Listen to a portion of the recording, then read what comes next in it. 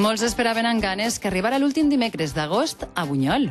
Sí, que avui és el dia de la tomatina. Vinga, la tomatina. Así estos chicos de Córdoba sembla que están agafant forces. Bien, ahí vamos, cogiendo un poquito. Hemos dormido hace una horita o así, lo que nos ha dejado la... Solo tenéis una hora de fuerza. ¿Podréis aguantar toda la tomatina? Yo creo que sí. Sí, lo vamos a intentar. Estos participants han optat per plantar la tenda de campanya en el càmping habilitat. Però a la mateixa hora, en el poble, vegem la marea groga. Tots els que porten camiseta groga són australians i estos, japonesos. Veo que venís preparados para mojaros. ¿Es japonés? Bien fresquito, ¿no? No, gracias. ¿De dónde venís? De India. ¿Y cómo conocéis esta fiesta? Y porque año 2010 aquí la ha hecho una película de nuestro país, Zindagi Na Milegi Dobara. Por eso ya la ha venido aquí. A conocerlo porque sale en la película.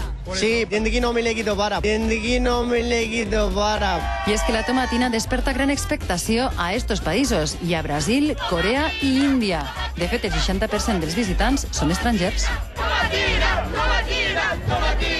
La tomatina se celebra en el carrer Sant Lluís i l'Avinguda Diputació. Des de bon matí, el riu de gent és important perquè s'ha d'anar a pillar lloc. Protecció Civil está haciendo una especie de barrera, ¿para qué?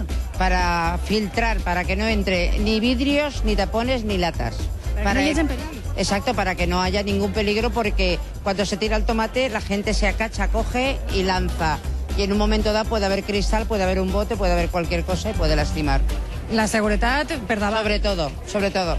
Bunyoleros, vosaltres que sou de sí, crego perfectament la festa, com hem de vindre vestit? Pues hay que venir disfrazados o de blanco y...